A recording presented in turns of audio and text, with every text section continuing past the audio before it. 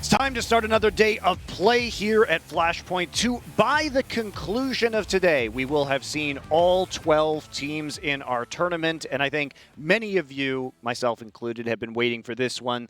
The much touted, much hyped debut of the Cloud9 roster. Now, is it going to be worth it in the long run? Are Henry G's words going to ring true in terms of the hype of this team? Alex has been out there talking some mad shit about some of the other teams too. In the conversations I've had with the Cloud9 members, they've been extremely confident. And to set this up for you, they were boot camping in Serbia prior to the start of Flashpoint 2. They are now back at all of their homes due to some of the country lockdowns. They couldn't remain in Serbia and be sure that they would be able to get back into their home countries. So they are all back now, but they had that face-to-face time to work out some of their strats, and they have been practicing hard, right? So what do you guys expect from this roster of Cloud9? Having never seen it before, and they haven't been practicing, they said, against other Flashpoint teams either, very interestingly. I will say this.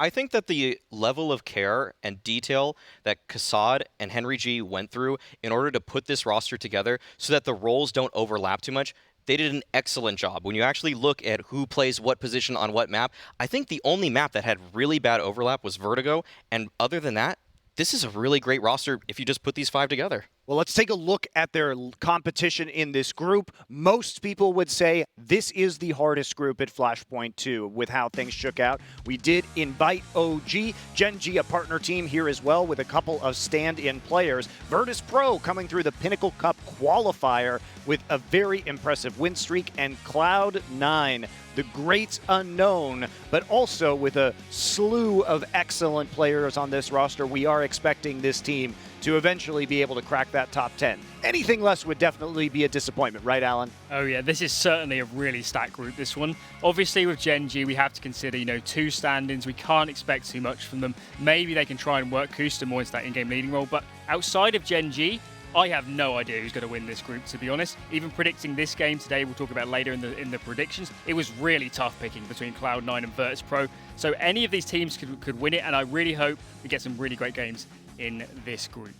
And I know everyone's going to be talking about who will win, and we'll discuss that in a minute here on the desk. But we do want to hear from you as well. Please use hashtag Flashpoint on Twitter. Tweet at Flashpoint or hit us up on Instagram to tell us who's going to win our first match, Cloud9 or Virtus.pro.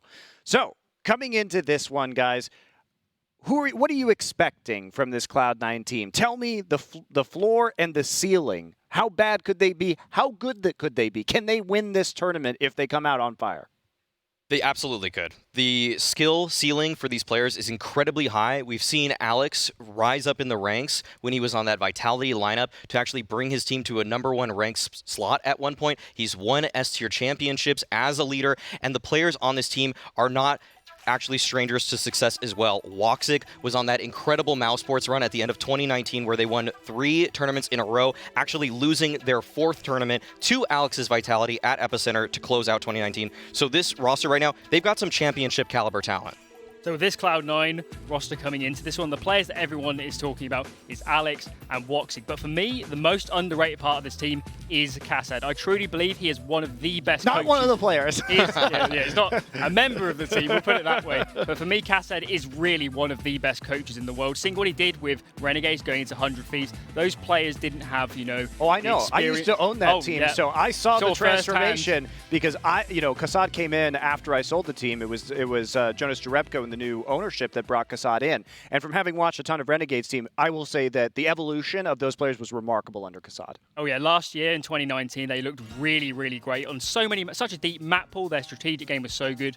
And for me, I attribute a vast majority of that to Hacid, and I really hope coming into this team with so many disparate members from even different cultures, different personalities, different teams, so many ideas coming in that I hope Hacid could be the coach to filter down all those ideas and really make this lineup click moving forwards. And the fans have had a lot of questions, right, about this roster because Woxic has been a little bit streaky in the past, so the question is, can he hit kind of the peaks of his previous form? Floppy is a player who is a big fish in a small pond on the last Cloud9 team, but he needs to elevate his game to the next level and really prove himself as a star here. Alex, was this guy just a product of Zywoo's performance, right? Or is he truly the CSGO mastermind that can add next-level tactics to this roster? Esatag, you know, he had some good weeks there on Astralis, but can he keep that performance up, right? All these questions, and of course Mezzy as well. Basically brand new player. So I think there are really big question marks behind every single player here, and we're going to be tracking those stories very, very closely. Yeah, definitely. I'm still going to be pretty high on this team, though. I think that the level of skill on it already will have them at a baseline floor that is pretty high, and I love that Alan brought up Kassad because I think that also just raises their floor as well. I feel like Kassad can't touch a roster, and it won't be top 15 pretty darn quickly. He is so good at just transforming players, as you both have mentioned. Yeah. Going into the server, the player I'll be watching the most on Cloud9 will be Woxic, so certainly post-pandemic period, maybe had motivation problems, and on Mouse, he just didn't really perform up to the level we were used to. And from watching Mouse just before the pandemic period, particularly around Katowice, I don't think they were giving Woxic a lot of space on that team. I think most rounds he was playing passive, standard spots, and coming into this Cloud9 lineup, I want to see him absolutely unleashed. I want to see him all over the place on C side, getting opening picks, mid-round rotations, being a real thorn in the side of the Terrace team. So certainly coming into this one, I want to see Woxic putting up some massive frags. All right, well, enough about Cloud9. We'll be answering a lot of these questions shortly as we move into the match, but we have to talk about Virtus.pro, a team that has been on the rise recently. As we mentioned, in the Pinnacle Cup, our qualifier, they did not drop a single map. Not only that, but they've been competing in a bunch of CIS tournaments recently like IEM. They've been picking up very big wins against known names like Na'Vi. What is your evaluation of this team's current level? I'll say this, Virtus.pro is a team that a lot of people have watched, but they're a team that once you face them in the server, it can be a completely different story because Yakinder, you watch his demos, you see some of the ways he aggresses in the mid-round, and you're just thinking, yeah, sure, I'll be ready for that. But once he's actually there standing in front of your face with his M4 in your skull, that's when it gets difficult. And Kickert as well, such a solid piece for this team. Honestly, this team, top to bottom, just their roles make so much sense. And I think the only question mark that I have for them is just straight up, is the CIS region weak? Or is this team just absolutely bonkers good? And I'm going to lean a little bit more to the good side. That Yakinder pistol ace was nasty right there. Yeah, his individual ability it's so ridiculous. Even on Pro 100 when he was on that roster before, teams were looking at him. In the Freya interview that he conducted recently for Flashpoint, which you guys can check out on the YouTube channel, he talked about how they knew for a while that he was going to get picked up. Zeus was telling him how there were teams looking at him. Yeah, we're going to take a look at some highlights of Virtus.pro and the destruction that they wrought within our Pinnacle Cup. Again, not dropping a single map. So here, Alan, to put you on the spot, describe this team's style to me as you would, right? Tell me the story of how they play Counter-Strike and what fans should be looking for. Certainly in this tournament, Virtus.pro are a team like no other. They're probably the loosest team in this tournament, the most individually aggressive on T-side. You'll see Buster and Yakinder in particular having so much space on T-side. They love to kind of get up close and personal, try and timing the opponents in particular. They love going for those sort of things, and you'll definitely see a lot of that during this series. On T-side, they love to force scrappy rounds. They love these aggressive openings, getting it down to 3-on-3s, and they can just kind of bully out the round. That's really how Virtus.pro likes to play. Going on to the CT side, again, they're really a team for me, unlike any other. They play really aggressively on the rotations, which in some senses you could suggest is a mistake. You don't want to be over-rotating on lacking info, but coming into a game versus Virtus.pro, if you didn't know they do that, if you haven't done your prep, you could be in real trouble if you don't try and exploit that quality off them. And take a look at this, their map win rates in our Pinnacle Cup qualifier, so that's just in that one tournament. But bear in mind that these guys were having it rough. They were playing our matches and the CIS RMR simultaneously, so multiple matches a day, and they still managed to come out with this performance. Yeah, they still made it look really good.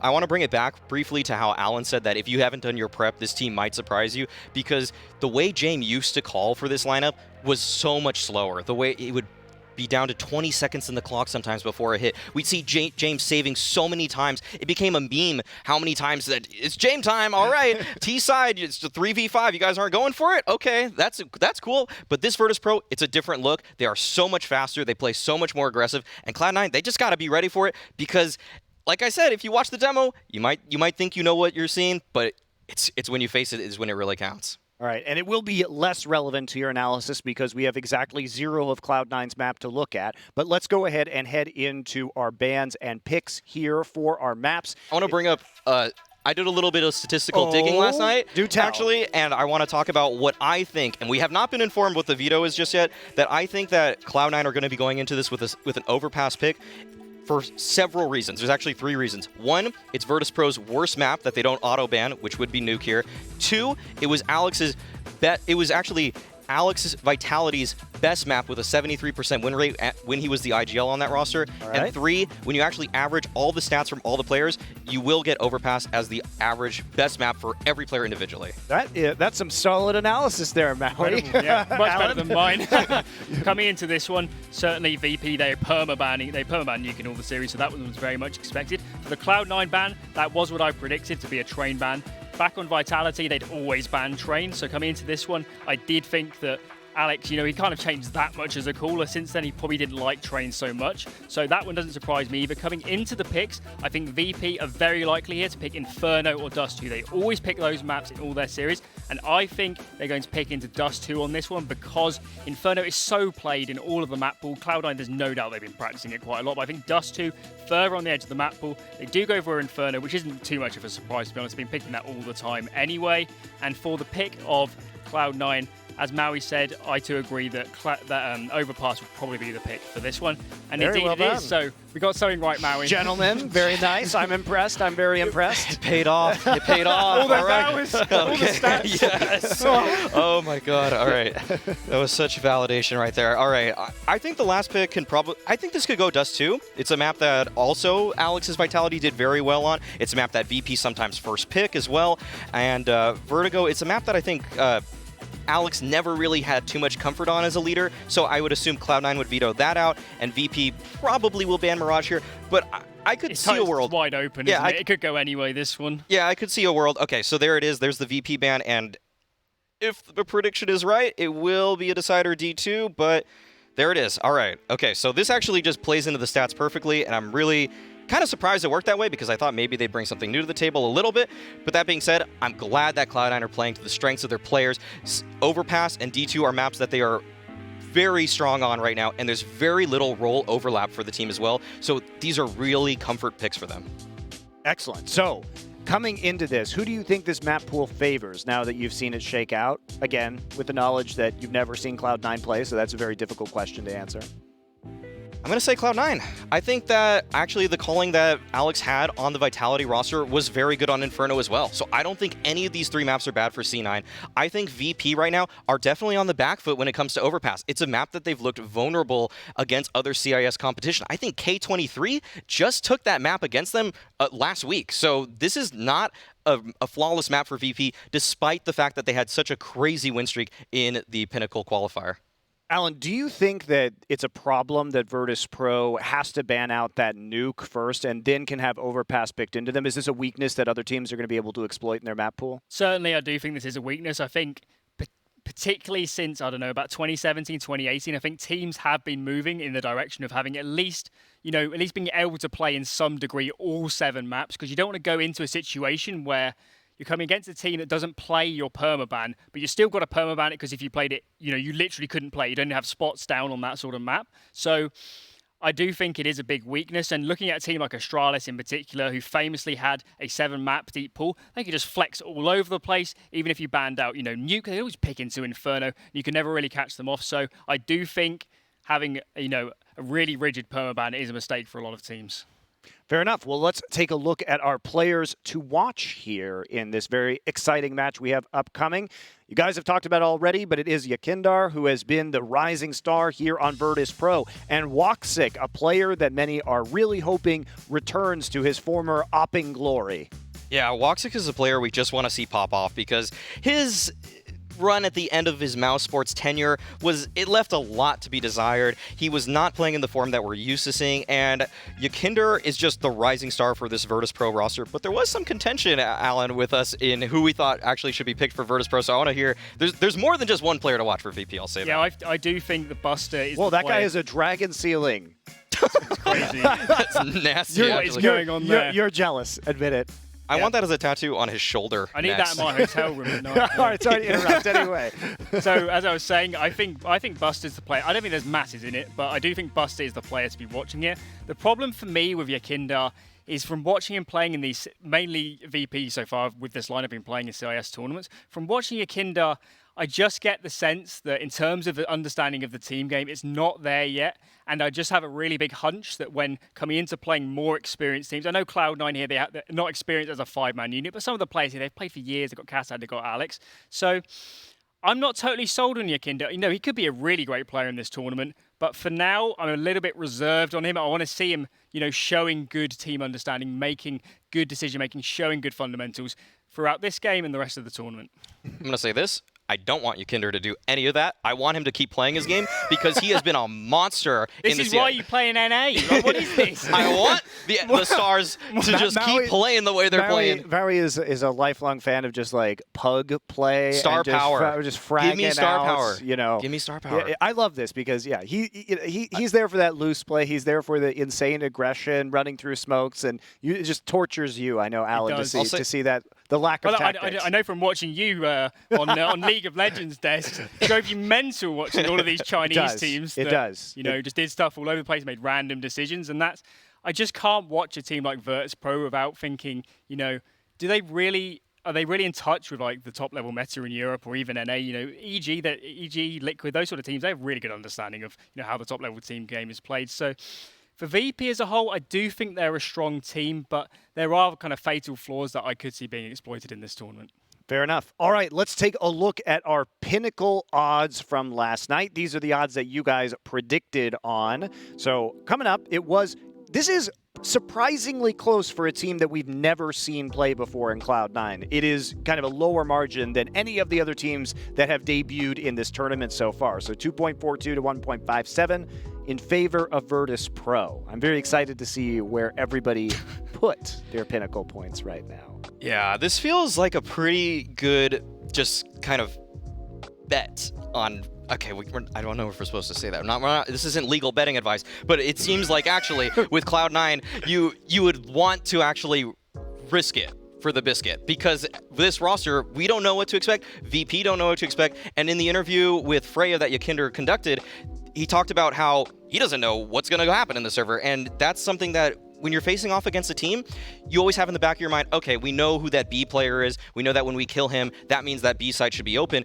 But with Cloud9, they could be running a play that round. You don't know if that individual that pushed on forward and died was the B anchor for them because 2 rounds later, it could be someone completely different. So your reads in game, when you're actually looking at the kill feed, it's completely different.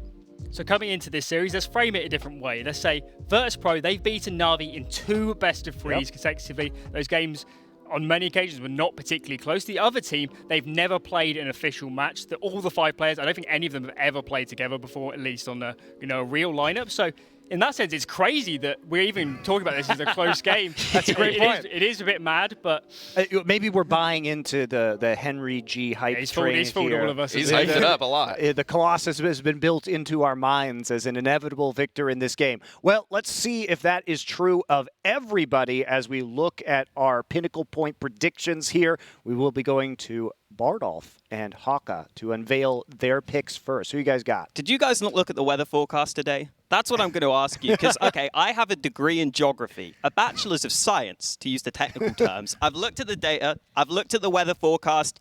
It's going to be raining VP blood today on the server. It's going to be Cloud9. Let's go, rugs, baby. Let's go. You can hear this is going to be a mad biased broadcast Whoa. today. Oh my God, both the casters. Absolutely, I'm all in. Do you know why? Because I'm not a fucking bitch. That's why. UK man's all the way. We got England squad on. We're on full white today. Let's go, baby. No messing around. He's got his Full 3 bias. lions. He's I'm all coming in. to be a hoodlum. Oh my God, I'm literally a hoodlum as well. No one can This stop is me. great. No one can stop me. James, you're chaving out there. I'm doing my best. Absolutely. All full bias. Jeez. Oh Everybody's 750 in on scene. Wow, Let's go. I love it. Thorin's looking for that Skrilla as well. Yeah. I respect it. It's bias across the board. I love it. It's fantastic. Get the complaints in now. Send your tweets.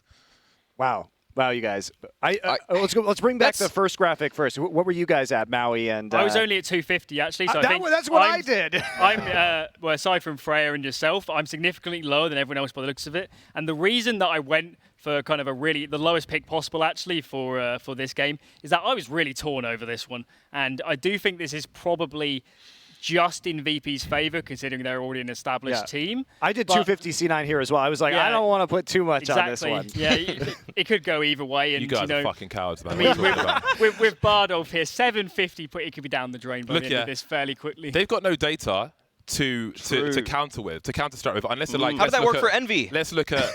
Yeah, but I think we've got a better class of criminal here with That's Alex. True. You know, I think at best they could look at Vitality, they could look at demos from his team when he was captaining their team, and maybe there'll be similar strats and so on. That's the best they can do. But he can completely counter-strike them. They need to adjust on the fly. And as we know historically, they might not be the best team at doing that. So if they are not able to get their plan B on the go, they might just shut down completely. I mean, you're not wrong, which is why literally everybody went for C9. That's why you made a mistake. These are facts, it's not an opinion. Look. It's not like anybody predicted Virtus.pro, which is remarkable in and of itself. I have to say, I love Virtus.pro, and Sanji is probably my favorite player. Just situations he's in. Like, I'm a big Sanji fan. People know that, right? You're a philanthropist. But this is UK man. This is UK man. Do you know how long we waited for this? Just to get 2 people on a team. Is that toxic out here, man? Is that bad?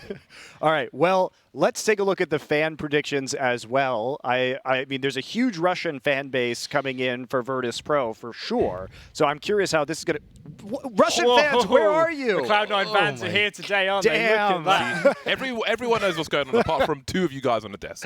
You make terrible mistakes. Damn. That is a shocking split there. That is really surprising. I feel like people are voting with their hearts here, as did I with my pinnacle points, which are a token of my life force, actually. Your appreciation That's why I take them for so seriously. Yes. All right. Well, I think we finally need to get rolling with this game. I do think we have a quote from Henry G here that we want to bring up right before this broadcast starts. It could have been any one of the 1,000 times he said how great this team is going to be in various, different phrasings. How if this team doesn't win every event ever, it's a failure, completely, utterly. Yeah. I believe that's verbatim. From that's exactly Henry what G. he said. Yeah. All right. Well, we'll see if we. We apparently don't have the quote, but you can just look at his Twitter and honestly. Well, I just told everybody. That was it. That was it. If he loses one map ever, this roster is a failure and everyone's out. I'll stay. I'll stay. Let's get back to our casters now. I know we're all excited for this match to start. Hopefully we get a 3-game banger, and hopefully literally all of us aren't wrong. I just need to show the commitment here. It's full white today with toothpaste. I got a white shirt on as well, by the way. Under that raincoat, I got the white shirt out. I'm ready. Marvelous. I'm excited. I'm sure a lot of people are excited. High hopes for one of the biggest brands in Counter-Strike. A great history. Not too far away as well. I think 2018. It feels like a long time ago though. All the things that have happened since then. The downward slope has been quite difficult for Cloud9. But now we're on the cusp of a new era, led by Henry G. He will be hoping that he sees big things. He's put big words out there on the internet, so now his team needs to deliver big as well. And I'm confident with, like, I remember when they announced one of their previous rosters, I was actually in the Cloud9 studio with Monty at the time, and I was like, okay, well, it's interesting, but it's hard to say because you need to see what they're going to do 2-3 months from here. But I feel like there's a lot more significance to this particular roster. Again, like Alex is a guy where he when he was on his previous teams, he would stream on Twitch. He would do demo reviews and so on. You could just hop in there. There weren't a lot of people in there, but if you were in there, I was one of the people in there. You could see he would break down what his team were doing from like a year or so back and so on, and see how he thinks about the game and so on. And obviously on the server as well, the man's got huge respect, and he's commanded that respect in his salary on Cloud9. Yeah, of course. And I love how they've been really transparent with the roles of this team as well, because now we're not going to get surprised when Esatag is entry fragging for this team.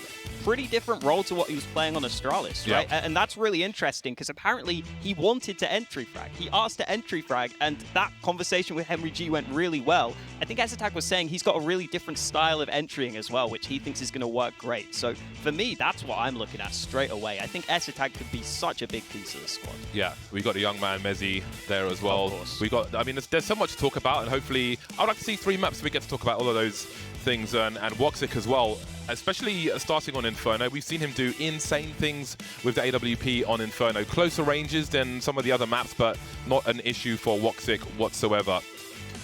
There was, I think it was, I forget who it was. Somebody upstairs was telling me in an interview Woxic was described as a helicopter with an AWP in terms of his sensitivity and so on, and just his skill ceiling is very, very high indeed. I think most players can barely see it. So I think the personality you see on the server from some of these players is going to be really awesome if it all comes together. So I am super hyped from this, but for this. But again, I think VP, you know, since they changed brands, it's been very underwhelming. Not too long ago, they went down to rank 35. I think they're about rank 15 at the moment, so they seem to have figured stuff out. They've got Yekindar, who's come in from Prostar. Again, his ratings were pretty solid on Prostar, but once more, it's a question of can you hold that up against the upper echelon of Counter-Strike, which hopefully Cloud9 are in. Technically, I think they're ranked 238. Not that it's completely, not that it's relevant at all, but it's still a fun number to spit out there. I'm sure that will be shooting up very quickly indeed. Yeah, I'm sure it will be. And just going back to your point on Yekindar, we heard Alan on the desk kind of questioning whether his playstyle will hold up against some of these European teams, because he can be very aggressive as a player. I think in terms of entry stats, he's one of the highest in the world, just behind guys like Arts, those sorts of players who are just absurd with it. So Yekindar's definitely one to watch. I also think Buster is really good at having a more tempered style of aggression, but he's still very good at getting in between the cracks. So I think VP are a very, very tough team to play against for Cloud9 as your first opponents. They've got a very unique style of play. And here we go, James. UKCS, will it be back or will it be bad? Let's find out. Yes, here we go. The debut of the new Cloud9 roster. It's crunch time. It's time to deliver. No more words. Time to talk on the server instead. They'll start on the CT side of Inferno. So many players to talk about. Barely spoken about Floppy either. Alex with a quick look. Has a look towards the B apartment to see what's going on. Figure out the climate of the situation. S-Tag is full of grenades on the CT side, smoke, HE, and a flashbang. Towards the B bomb sites at present, a 3-2 setup for Cloud9. Slow start to this pistol from VP, but they've got Banana, and they've got so many nades on the VP side. 2 mollies? If they keep those for the post-plant, that's ridiculous. There's a lot of nades on the Cloud9 side as well, though. Banana control gathered by VP. They shouldn't have to use all these smokes on the initial push either. 2 smokes being used now, mollies being prepped, and they're lining up this push. Woxic making his way up Speedway, so there will be a third man here to try and offer something. But it's an entire retake from Cloud9. They will not lose any player on the site. Woxic through the smoke, going fishing, catches something. The HE, that's for the bomb plant. Here's the beeps, and here comes a HE grenade. Oh my god, it's devastating! And we've got a dead KiNK. The bomb's not planted just yet. The initial grenades from Virtus.pro, they were looking to plant the bomb with those, and they've come and gone. Bomb now getting planted, and it's a 5 versus 3 retake. Still a smoke and a flashbang for S-Tag. Floppy with a kit. A lot of players moving towards this coffin position, but is there a flash for them? Woxic jumping through to take the attention of the other players. We've got knives out as well. Alex trying to finish JMF in the corner, and Buster looking for the first frag. This could be perfect. The knife, of course, from the captain in the pistol round. Glorious from Cloud9. Styling on him with the knife kill at the end. Woxic getting that 1 kill through the smoke as well, and then the nades to deny the bomb plant. That was so nicely done by Cloud9 there. Is that shot from Woxic. A little bit lucky, obviously, but then Floppy lines up that nade kill, and at least VP did have another smoke that they could put down at CT, but Alex just jumping in with the left click, and look at the hype. I told you about counter-stratting. That was ridiculous. They had a HE from coffins. They abandoned the bomb site. They knew exactly what Virtus.pro were going to do from the pistol round, from round 1. They're like, okay, cool. We're going to back off. You're going to stand here. We're going to sandwich you with HE grenades, and you're not going to plant that bomb. That's the first round of the series, of the entire series. That is terrifying for Virtus.pro. They've got no data. They've got no information. The pages are blank. And Alex, with that knife money, decided to drop an AWP to Woxic. In the second round, James. In the second round, Woxic's got an AWP. That is a very nice luxury for him. Going back to the point of the data, by the way, Yakindal literally said in his interview that's something he's scared of. Because normally, if you kill a player on the B site, for example, you kind of know, oh, that's normally a B player. Okay, now we can push B. But VP aren't going to know that because they don't know where these players are going to be playing. Exactly. Virtus.pro. This is a force buy, let's not forget. Very patient. They'll go 1 for 1 around the banana position. Still trying to take their initial map control. Woxic makes his way over. No grenades for the lad. He will take position. And even in this 1.5 rounds we've seen, the aggression, we see identity from this Cloud9 squad. Can he avoid getting traded? That's the question. Yakindar will fall first. Here goes KiNK as well. Woxic doing what he always does on Inferno. Able to fall back as well. Some distraction, looking for the flick. Doesn't quite get there. 20 seconds to plant the bomb. Still a man advantage for Cloud9. Elevated bomb plant to avoid the spray from Coffins. Now you see Floppy going for the normal default. More grenades streaming in now, and the AWP is in the hands of James. Flash coming in. The molly lands a little bit short. Still a smoke from Mezzy as well. It would be nice if they could smoke off Banana, but it's Sanji with the first fight, James with the follow-up, and now it's that man, Mezzy. He's been touted as the closer of this team. Can he win a clutch early in this one? Dipping back through the smoke. He knows Sanji's in this position, but Sanji's not giving him the fight. They're not giving away anything here on the VP side. Mezzy not getting given any opportunities, and that time is going to be too far gone. It's all about denying the AWP, which he will do. Mezzy eventually falling, and it's VP bouncing right back. That AWP could potentially fly. Nah, not going to happen. Well, an early test for Cloud9. Yeah, you won the pistol with some style points as well, but you lost the force buy. What do you do now? This is good in terms of the viewership, looking at Cloud9 and what kind of form they have in. What kind of depth do you have? Again, this is the worst way to start the CT side. Win the pistol, lose the force buy. Your loss bonus is complete arse. You've got no money. If they lose this round, it could be a great start for Virtus.pro, despite the fashion in which they lost that pistol round, which is still quite scary, but here we are.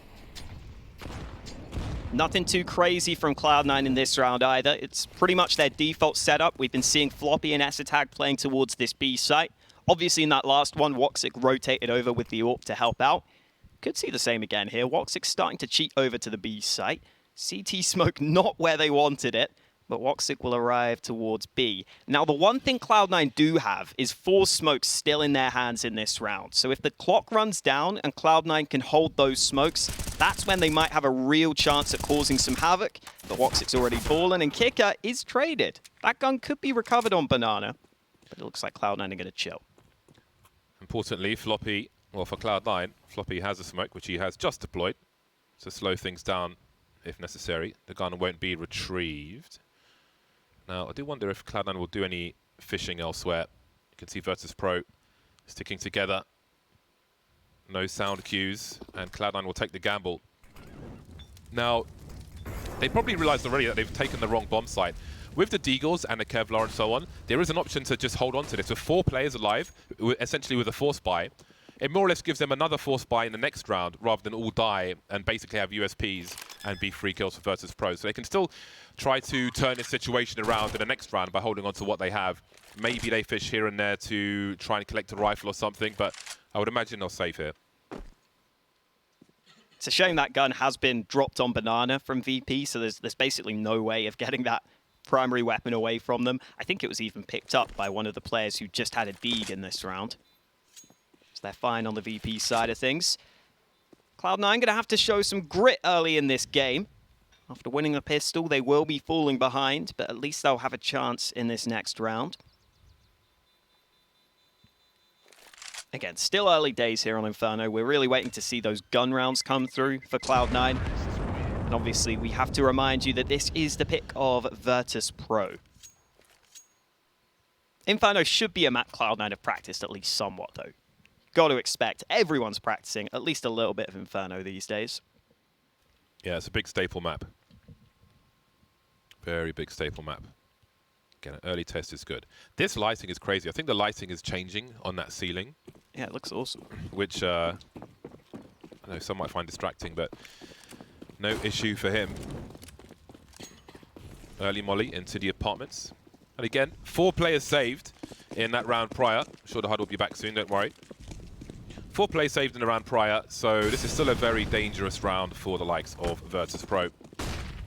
Going fishing on Banana, nothing doing there. And this is Sanji's identity. This is his signature. In the apartments with the Mac-10, you may later on see him flying out of that boiler door with pop flashes through top mid. He is a dab hand at that. And often it's by design, whereas other teams will be like, oh, we're struggling, got to pull this out, we'll see what we can do with it. This is just part of their remit. They're used to it. This is what they're happy with. Yeah, Sanji loves those SMGs.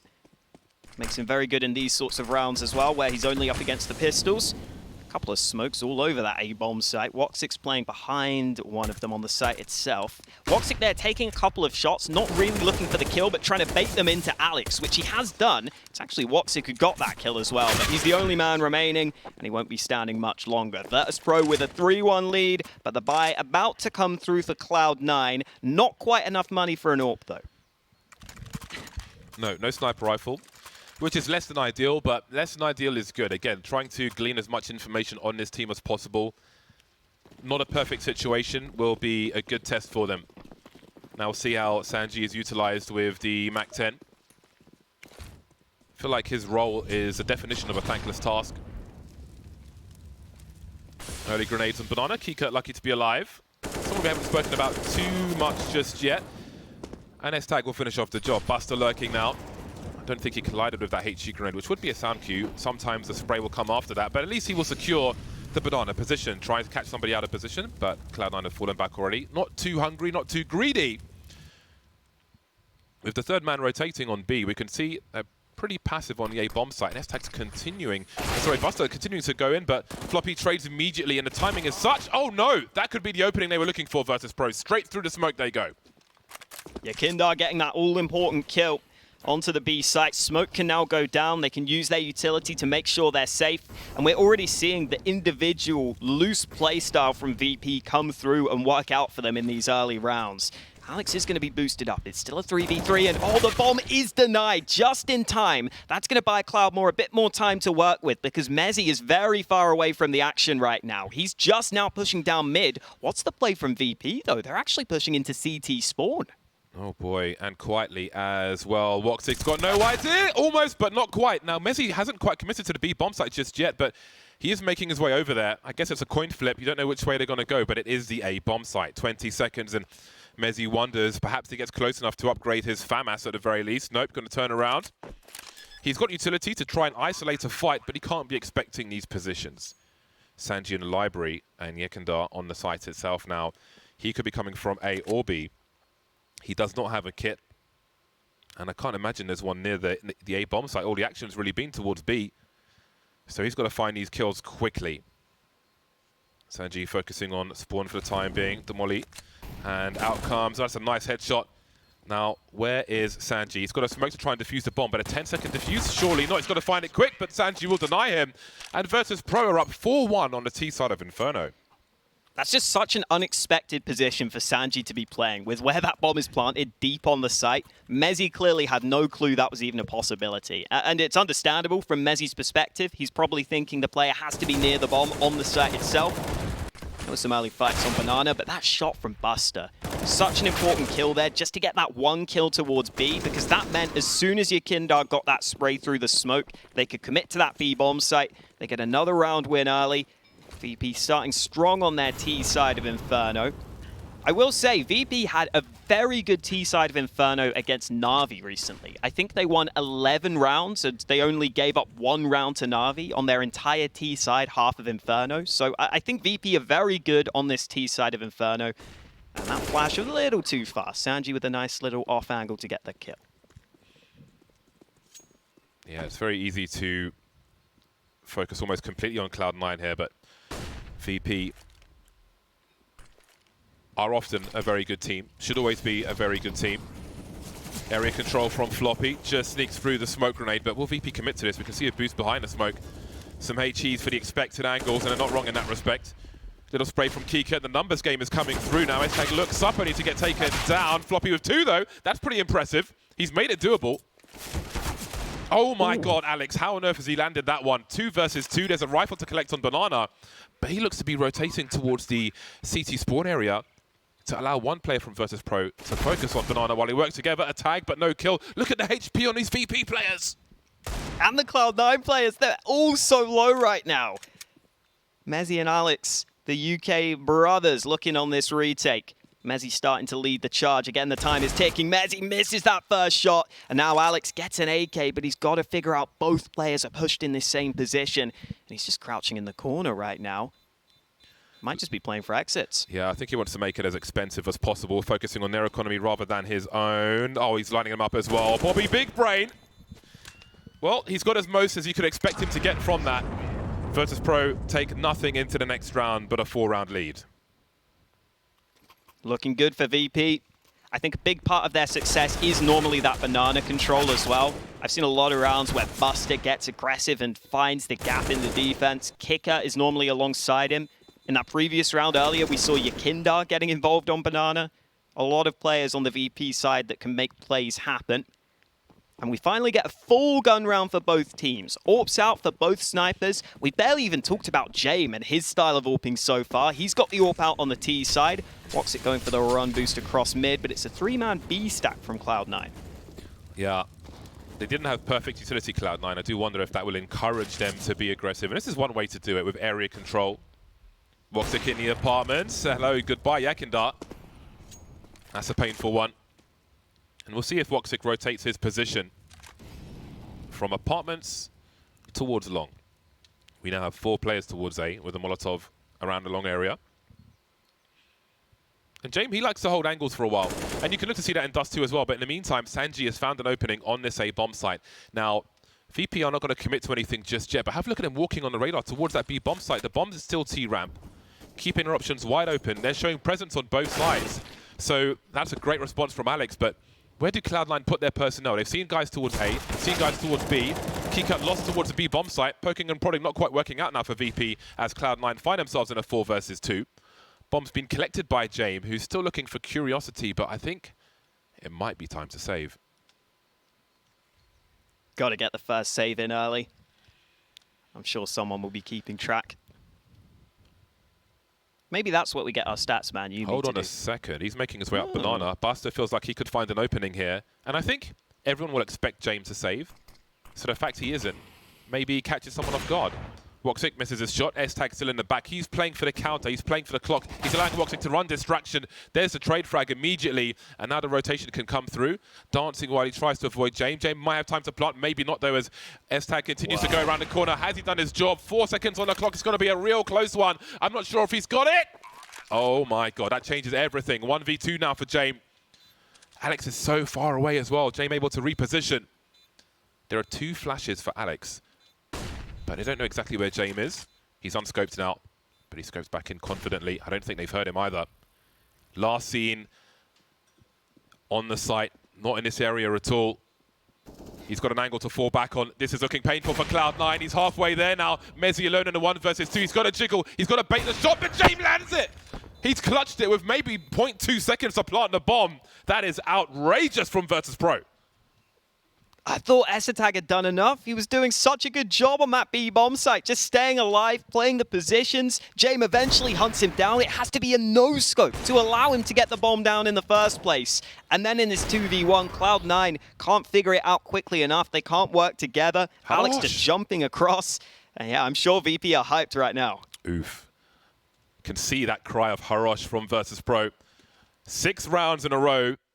And it's VP calling the timeout for the time being. Success has been brief for Cloud9. But Virtus.pro are playing pretty well. So no disrespect there. Again, that pistol round was really epic. And that is something to think about for the entire series in terms of counter-stratting. But first, they need to get some momentum. They need to win a round. They need to win it with 3-4 plus players alive. So they've got money to have a proper buy in the next round, being on the CT side. They got maximum loss bonus, and that's about it. Bunch of Desert Eagles, a lot of utility. We have seen they've got a discipline. They know how to use it together. But Virtus.pro are playing well at the moment.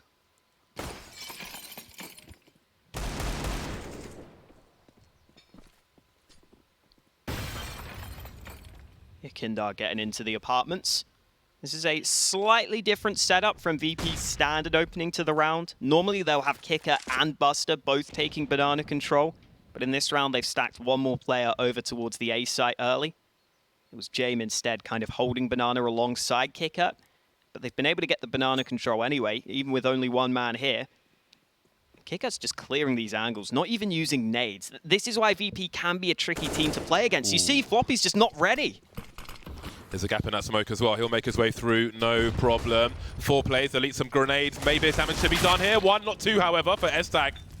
But Woxic is still at the back of the site. He is on fire, however, but no one's focusing on it.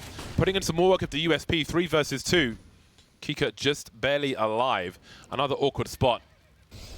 Sanji upgrades the Mac 10 for an AK-47. Alex has surely been hurt in the flames. And Jane will clean that up. That really makes things a little less dangerous. Mezzi, however, was using a lot of Deagle in the warm-up. Look at the time on the clock. Still haven't planted a bomb just yet. He doesn't want to give the sound cue away. Oh, God. You can see immediately he realizes he has conceded his position. And that changes everything. Bomb planted. He has a smoke to try and isolate a fight. Maximum loss bonus. Won't be concerned with saving at present. Just trying to find out where the players are. Very awkward position for him, though, especially with James holding the angle. 7-1 for Virtus.pro. Another buy on the cards for Cloud9. I'd love to see Woxic go for some of those AWP peaks down mid as well. He's so good at those fights down mid, just because of his fast reaction time and his ability to go for those fast flicks. He can be very deadly in those duels. The problem is, he knows that James has an AWP on the other side, and he knows that James loves to hold angles. You even said it earlier, James. James? Oh God, I just got myself confused. Yeah, that's definitely going to be one to look out for on the T side of Dust 2. Catching players rotating from B towards mid. He loves to sit and watch those doors from the Xbox. But first, we have some aggression on Banana. KiNK with the ever-dangerous job of trying to avoid grenades he can't see coming. Makes his way through the smoke. And again, Virtus.pro have done a good job on his T side of simply emerging quietly in areas. You saw the entries in the 2vx from Buster making his way onto B in that crazy clutch round. They will just suddenly be somewhere and not give you much warning, and that is pretty worrisome. Now, Cloud9 have got to find some rounds on this CT side. Otherwise, they will be way too reliant on a pistol in the second half. Still a 5-on-5 with a minute remaining. I feel like that might have been a little rare in these rounds thus far. Cloud9 fishing over the smoke somewhat. You can see Virtus.pro with a heightened focus towards the A bomb site. But having seen nothing in that boost, that might be why Woxic's making his way towards A towards B rather, at the wrong time. He has an angle on Speedway, but if he gets smoked off, Library may already be a problem. Smoke's arriving on the site. That same smoke to cut off that close angle from Alex. He can't take the fight as easily. And with 35 seconds left, the push is being prepared, but Mezzi's got a smoke down. That could be dangerous for VP. They're having to run through that, and Alex is on the other side of it. 2 quick kills for Alex. He's hoping to see if he can do any more, just sitting in that smoke, buying even more time. Sanji clears him, but he doesn't get the kill. Alex with 3 on the site, and now Woxic has arrived. It's only James remaining. He gets the first kill. 12 seconds left. The bomb will be planted, but Floppy and S-Attack are running him down. Looking to trade frag immediately before he can change position. Misses his quick scope. And Cloud9 finally get a second round on the board. Only 2 players surviving, which isn't quite enough. They may have problems with their next buy, but they will need to pick up an AWP at the very least. And I said Library is going to be a problem because the smokes were being deployed there, which is where Woxic wanted to rotate. But Alex bought enough time on the site staying alive that the smokes had gone, which allows Woxic to contribute as they close out the round. I remember the last time we casted together, James, ages ago, 2019, we were casting Alex on Inferno. He had that ridiculous Deagle play from the graveyard. This was a really nice round from him as well. Playing back on that A site. I think any questions about Alex's individual ability after a long time off have instantly been answered here. He's already top of the board. He's already having a good start to this game. He's clearly had a lot of time to get up to speed individually. And finally, a second round win for Cloud9. A long time coming.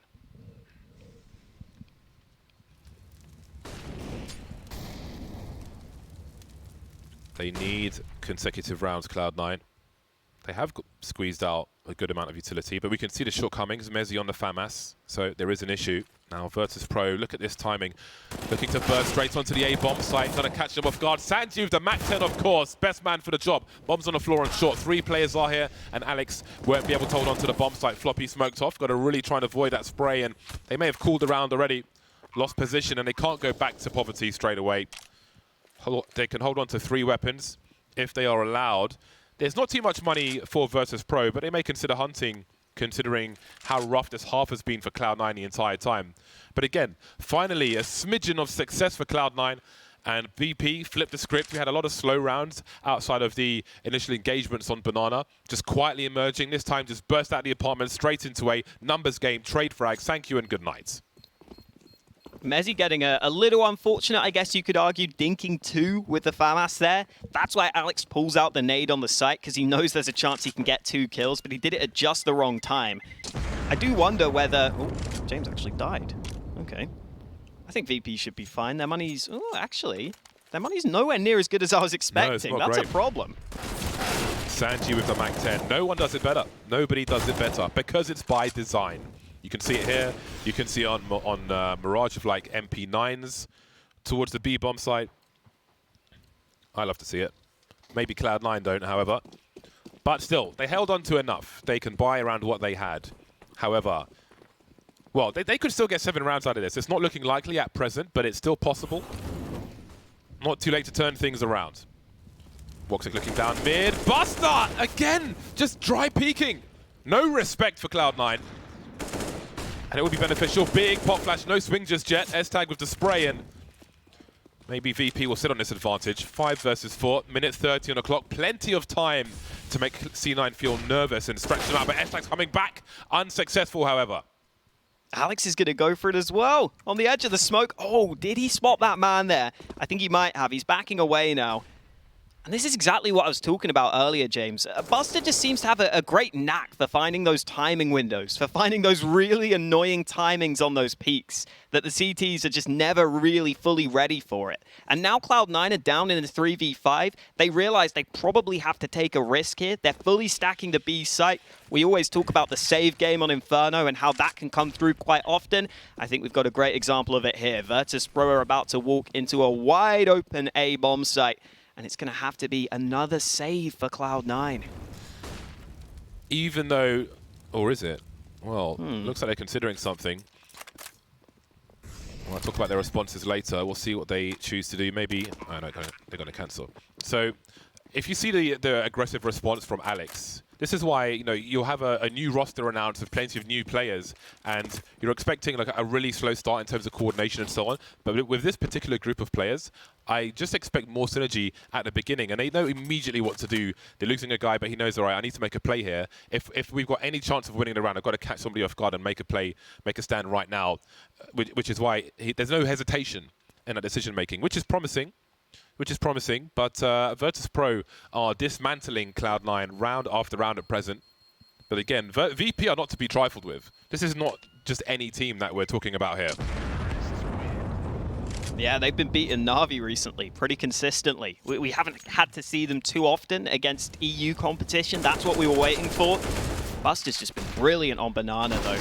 He was doing the same against Na'Vi, which is why I was seeing a lot of promise for Buster on these Banana plays. He's only 7 for 8 in terms of kills, but I think he's had a good bit of impact so far. And again, Cloud9 are able to save. They're able to keep a gun round together, but they need to start winning rounds. And 9-2 down on their CT side. Inferno is a map that has recently switched in the pro scene. It's slightly T-sided now as Inferno, and some aggression down Banana. Mezzi not going to get the kill, but his teammates will. The follow-up comes through, and Cloud9 win the early fights. Now, will there be a response towards the A bomb site? They realized there were 3 towards B. Does that mean passive towards A? Well, they may be about to find out. Woxic just misses the shot, and there's an opening, trying to catch Cloud9 out of position now. We can see Alex making his way towards the library, but can he even take a fight? 21 HP, still managed to slink through that Molotov onto the A bomb site. So he has a crossfire now with S-tag, who's in the pit. However, they're going to be pushed from both sides. We can see Yekindar slow to make his way up long, but on the short position, we have 2 on the site now. Pulling a gun up, they were lining up for Alex, but no. Maybe a bomb plant can be done. S-tag still in the pit. Floppy making his way towards short. Things slowing down now. Sorry, Floppy's coming in from the library for this position. Yekindar on a short area, and they're just not winning the duels here. Not quite on the mark. Floppy S-tag now in a 1 versus 3. They're looking for him. Seek and destroy. They want to play that numbers game and still abuse it. Running low on bullets. He was trying to be conservative, but still couldn't get that second kill. VP out dueling Cloud9. You can see they try to win a numbers game if trade frags are needed on Banana, but still they come up short. Yeah, those mollies down mid as well there, instead of just putting the mollies down Banana, just to make sure that you can completely deny any other players from helping on Banana. Surprisingly enough, it's VP who have been taking a couple of these tactical timeouts. They've taken their second timeout here ahead of this next round. It may be partly because Cloud9 just keep on somehow managing to get enough money to scrape these buys together. In that last round as well, S-Attack does a really good job at surviving in the pit, but he never really got into a position where he could fight with his teammate, unfortunately. You saw that Floppy was really trying to push as S-Attack got mollied out, but the angle just was never given to him. VP knew he was in pit, so they just made sure they weren't exposed from that. Yeah, VP running a tight ship. Just glimpses of opportunity for Cloud9. Once Cloud9 get the AKs though, maybe they'll fare somewhat better with the duels. However, if they go into the T side with, oh dear. If they go into the T side with 2 rounds on the board, oh, is that going to be an uphill struggle? Well, VP are chill. They've in many cases, you could say they've won the round already on Banana. They slowed things down and not committed, so they haven't on this occasion. And Alex has now had the bomb dropped in front of the site. He's going to make a play with the flashbang, but they've tagged him. He's trying to do the best he can, but the 180 is not going to work out for him. Buster will hold position now, but Woxic is here. Bomb up, bomb down again. 2-on-2, still with an angle on the bomb. They don't know, Virtus.pro, where Mezzi is right now. They're concerned about their 6. They've got some utility, they've got flashes, they've got mollies. They've got all kinds of junk to throw at this side. You can see Woxic trying to be in a very unpredictable position. Just in case they've got some shenanigans. Mezzi keeping an eye on CT. As VP run the clock down, you've got to wonder about Cloud9. Here's some grades into the side. Now Mezzi's in a 1 versus 2. Bomb collection squad is on the way. Comes from the same angle, 1v1 now. 15 HP, he can't take a duel here. Picks up the AWP because of that. He has to land the first shot, but there comes the Kobe. Jeez, that was a slam dunk from Yekindar. I'm pretty sure he bounced that off the ceiling of the map to get the kill onto the site. Beautifully done. Mezzi given no chance in the clutch. Still, though, it comes close from Cloud9. I think Alex has been really effective in some of these aggressive CT spots. We're always seeing him push into an unexpected position. He's having to do that because they keep going behind, but he's keeping them in these rounds at least. Unfortunately for Cloud9, it's just not working for round wins. And after so many buy rounds were scrapped together for Cloud9, this one has to be a weaker investment. Oh, okay. Woxic with the Deagle will find himself 1 kill. There's only 1 rifle in this round for Cloud9. Holding money for the final round. It's a false start, you might say, here on Inferno. The pick of Virtus.pro, though, and they're showing us why. Absolute dominance. They've got their foot on the side of the face of Cloud9 at present. I think VP are also way better on the T side of this map than the CT side as well. Going back to that game I was referencing against Na'Vi, in that game VP started CT side of Inferno and they only got 5 rounds. So them starting on the T side here I think has helped them a fair bit. They're just way better on this T side of the map. We're seeing already just some of the timing windows they've been getting. This is the first round where the read might be wrong though, James. They're running into a 3-man B stack. Indeed they are. This might be the kind of round that Cloud9 needs. Any kind of round. Doesn't matter how it comes as long as it does. KiNK knows the angles but doesn't land the bullets on this occasion. Still committing with 39 seconds. How many players are here? There goes the molly for New Box and there goes S-Tag. Mezzi and Alex still alive. 30 seconds remain. But Mezzi's still on the A bomb site, only now rotating. Again, Alex trying to buy as much time as possible. This is absolutely ridiculous. Search de Soleil from Alex with the 5-7. Yekindar looking for that second player. How on earth is Alex still alive? Mezzi keep the gun out. He has to keep the gun out here. There's no time to rotate, however. And now he's at New Box. This is completely ridiculous. They've got to go for elimination. 10 seconds. Alex will have time. He's just dancing around New Box and the fountain. And he still goes for the peak. That is confidence. It's only a 3rd round. Much needed. But it can spur them on for the final one. 18 kills now for Alex. He's been doing what he can to keep his team in this game. That round is a perfect example of it. Buying so much time on the B site, getting that rifle into his hands, and doing huge work with it. The way he's just staying alive in these situations is absolutely ridiculous. The peak as well is nasty. Hashtag UK mans, hashtag Gregs, hashtag Bacon Sarnies. Final round of the first half. Now who knows? Who knows if it could be enough? Time will tell.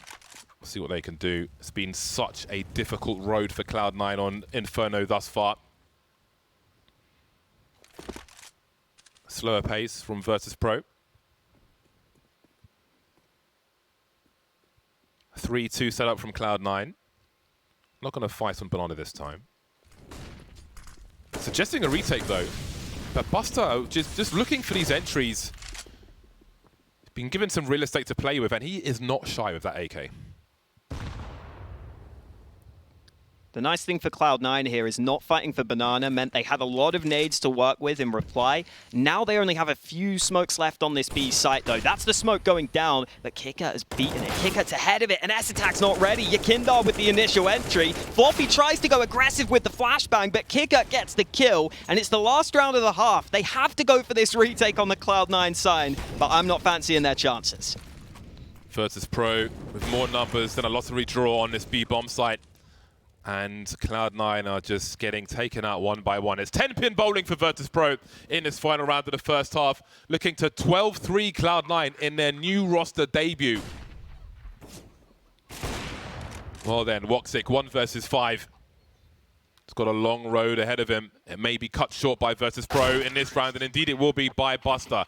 Absolute dominance from Virtus.pro in the first half of Inferno. This was their pick, and they are showing us why. A false start for Cloud9 at the beginning, but it's about how you finish, and we'll find that out after the break.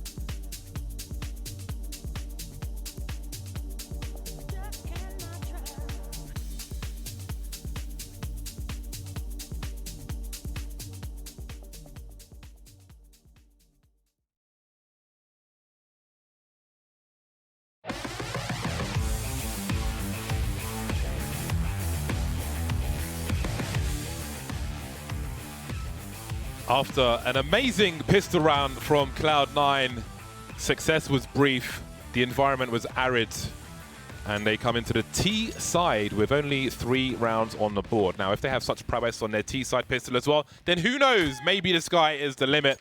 Maybe they'll be left in the basement, though, by Virtus.pro. There's a very real chance of that happening. 4 players on the A side of the map for Virtus.pro. They have a kit in the hands of Yakinda. As for Cloud9, again, a fair few nades for them. Alex being the man buying the utility alongside Floppy. And I think you can feel the importance of this pistol round for Cloud9. They are taking their time here. They're not going to be making any mistakes. They're making sure they know exactly what they want to do in this pistol. They're actually using decoys. Woxic just threw a decoy somewhere. I don't know if he's trying to fake a smoke or fake a flash or something.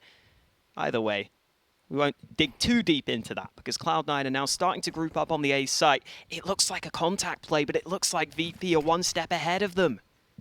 Yeah, who's got the counters now? Don't forget the headshots though. Yakinda with the smoke grenade in the pit. Create some space for himself. Stay alive. James here in Graveyard. And Graveyard is where he will lie. KiNK takes one in the face and another one from the Glocks. And down he goes. No response just yet from Virtus.pro. Still 2 players remain. Yakinda through the smoke is devastating them. How many bullets has he got left? Enough to pop Mezzi. And suddenly it's S-tag and down he goes. Oh my days. God damn, Yakinda! That is filthy with the USP. To get 4 kills from the pit there, it looked like Cloud9 lost track of him in the midst of all the madness, in the midst of all the chaos. Mezzi dropping down for a nice couple of openers, but they didn't realize Yakinda was still here. He gets 2 for the price of 1, and then the ammo conservation at the end to just land those 1-taps. Fantastic stuff. That is why Yakinda was picked up for this VP roster. His skill set is unbelievable, and Virtus.pro have got a great chance of just running away with this now. Gotta say, when Sanji is 11 for 6, more or less at the beginning of a half after the T side, that is very telling that you have been on the receiving end of something disgusting, because his job is to use crap weapons, die, and buy things for other people. So if he's at 11 for 6, I think that right there is a fatal indicator maybe for Cloud9 on Inferno. That pistol, they had so much advantage, but it was whisked away, it was swept away. A tornado of bullets from Yakinda. Pop flash, the numbers game now. Cloud9 can try to abuse it. Alex Wing towards the tree position. But there's no oxygen there for him. Yakinda tagged through the smoke, has to be careful.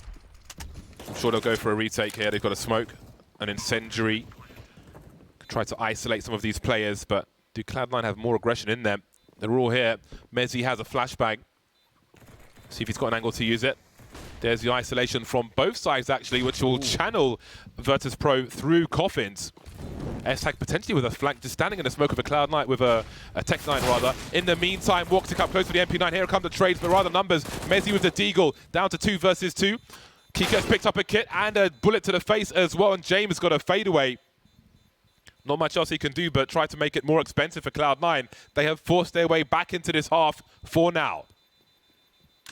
Mezzi getting involved in these early rounds as well. He got 2 entries in the pistol round. Now he gets 2 important Deagle kills in this one. He only got 4 kills throughout the whole first half, James, but he's already got 4 kills in the second half, just off these first 2 rounds. I love this call from Cloud9 as well. Virtus.pro have had some real problems holding that B bomb site. Oftentimes it feels like Yakinda isn't fully committed to the site hold. Oftentimes it feels like he's a little bit away. And yeah, that shot, lovely. Yeah, I'm telling you, Mezzi, he was just deagling the whole time in warm-up. Yeah. And I was like, okay, let me see what he's got.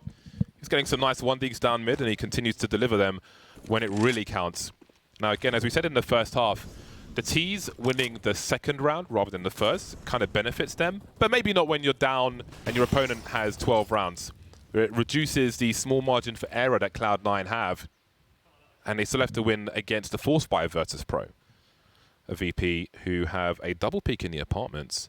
Floppy is surely going to be in for a nasty surprise. If he swings to avoid this angle, to see if anyone's in Graveyard, surely Sanji's got him down guaranteed. P50 to bait Sanji, only good for 1, but KiNK can follow up with a second and fade away as well, so they still have some position. He's got James for support. This has not gone the way Cloud9 wanted. Mezzi realizing he just has to play safe there. He can't try and jump out to get the kill with the AK. He can't risk giving that away, so he has to slow down and just allow the 3v4 to ensue. I think it's good that Mezzi is realizing that as well. Under the pressure, under these circumstances, Mezzi is a very intelligent player. He's aware that he can't push like that. They'd rather just regroup, and that's why. All the rifles gang up on James. He gets taken out of action, and now KiNK is alone on this A site. He knows that there's no push up A long. He's now spotted S-tag. The rotate is arriving from VP, and there's only 34 seconds left here. Cloud9 have got to speed this up, and Yakinda's the man who gets the kill. The timing's absolutely brutal, and surely it's irretrievable from here. Woxic's got 24 seconds. Buster with the headshot. They force straight back. They're 2 rounds away from the first map, Virtus.pro. It looks hard. It gets even harder. When the going gets tough, the tough get going. Hopefully, James, but it's been so tough for Cloud9. Every time it feels like they've got a glimmer of hope, it gets snatched away from them. I liked this decision to go back into the 3v3 and just group up with the rifles, but Yakindar lands a couple of key shots, and there was just such little time left there for Cloud9 that Virtus.pro could get into position, and now it looks almost certain that VP are going to be closing this one out. It's another round where Cloud9 have got to come up with something special to get themselves back on top. Avoiding the initial grenades. They'll be passive on T-ramp. Looking to thin the utility of Virtus.pro. Maybe expecting them to use a lot of it early in case Cloud9 try to rush somewhere. 3 smokes remain for Virtus.pro with a minute 20 on the clock. Buster alone on Banana. And have a look at Cloud9 on the radar. Almost in a straight line on second mid. They start to approach top mid. Jay moving off angle in the cubby hole. Just moving around at long while Sanji goes to join the defenses at B. So there'll be 3 players on this A bomb site for the time being, and long has been smoked off. Alex goes back to get a fadeaway flashbang, a burst through the smoke. He's got some sound cues, Jane, but what is his plan here? Is he going to stay in situ behind that smoke or reposition? Sitting in the pit, but 2 kills instantly onto the site. Esatag and Mezzi both opening things up, and even though James got the 1 lurking player from long, I don't know if that's going to make a difference. Bomb down on the A site. VP is sticking around, but we know how difficult these retakes can be, and they're going to call it off. They're going to call for the save. Cloud9 continuing to fight as hard as they can to get back in this game. They're going to win another one. They need to make sure they don't lose this follow-up round, though, and with VP saving some guns, it's not going to be an easy feat. Yeah, they could really do with winning that consecutive round, Cloud9. We would like to see a competitive game here on Inferno. A sea of red at the top there. All those T rounds won by Virtus.pro. If you were just joining us, we saw a spectacular pistol round on the CT side from Cloud9 at the beginning of this match. And then Virtus.pro smashed them. I hesitate to say Virtus.plow because I feel like that's part of the identity of the Polish players, and something new should come for this particular squad. But it has been, they have been putting in work, let's say. Nice that Cloud9 had something planned as well there on that A play, that double nade stack into the pit. Just gets them that 1 extra kill, which effectively confirms the round for them. A really nice wrinkle to throw in there when you know you have to do something a little bit different to win the round. And now the buy's coming back for both teams. Not too much in it in terms of weaponry. A couple of guns missing from Virtus.pro, but it's not too bad. They're going to run into the molly. Yakindar's a madman. He's got away with it. Sanji also getting 1. And Yakindar is somehow still alive, even though he's the furthest man up on Banana. He's tucked himself into the little cubby hole, and he will be waiting there for further action. James trying to bait. He's showing presence top Banana to make them walk past and not consider Yakindar, and there's the free kill from it. And now James can come back and try to help. That becomes more difficult. Scurrying away, no grenades to delay James, just trying to hold position. Seems he will hold coffins, wait for rotation from KiNK, who's only got a 5-7 right now. And James really has repositioned. He's got the headshot angles as well. They have no idea where he is, and he could fade away, buy more time for KiNK. Mezzi now has to clutch. Surely they don't go back and forth again. Through the smoke, and KiNK with the 5-7, no respect game. And it's game point for Virtus.pro. It's back and forth, but VP don't care at this point. They're so close to victory. They're going to need 1 more round to win this one. And Cloud9 at this point are probably out of ideas in these sorts of rounds. They've had a couple of nice ones with these forces. They've had a couple of nice rounds with the pistols, with some nades. This is where you wouldn't expect them to have much more up their sleeve, but maybe they've got some ideas. They've got some smart guys to work with. Alex and Esatag, obviously 2 big brainers. And a fast play up Banana is the answer for Cloud9. They're trying to see if they can get back into it. Mezzi is able to trade, but there are still 2 more CTs here. Jane being one of them, finally pulls the trigger, gets a second kill, and it's all on Woxic. The patience from Jame there, they're absolutely devastating. Sanji with a signature kill, the MP9 to close out Inferno for Virtus.pro. A devastating start for Cloud9. It was the pick of VP. Of course, it is a best-of-3 series, but that has got to be disheartening. Not much in the name of success there. No, not much at all for Cloud9. And for Virtus.pro, I think that the questions of how's Yakindar going to play against more structured opposition were instantly answered in some of these rounds. You can just see how much skill Yakindar has. Even in that CT pistol round, that was ridiculous. That was probably the play of the game in terms of individual plays.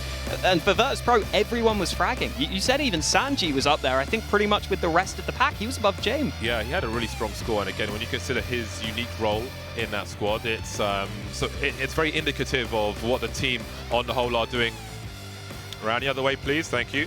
So, yeah, that was a great performance from Virtus.pro. Again, of course, it's the debut of Cloud9, right? It's all eyes on Cloud9, but you have to bear in mind their opponent. It's a very strong opponent in Virtus.pro, and they had a great game of Inferno, a very strong map for them, as we've seen, as we just saw.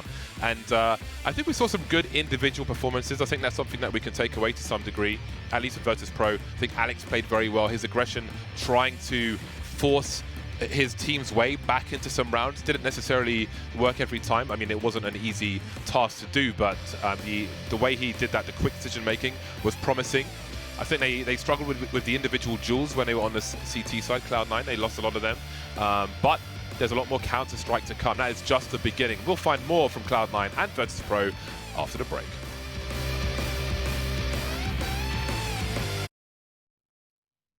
Guys, what the fuck is going on? We all picked Cloud9. We're gonna look so fucking stupid. Dude, what the hell is going on? Yeah. What is that? What was Henry What am I talking watching? about? Well, okay. What is well, we can't do analysis on this. It's too embarrassing when we all pick Cloud9. We're just gonna have to go directly to the Alex feature, okay?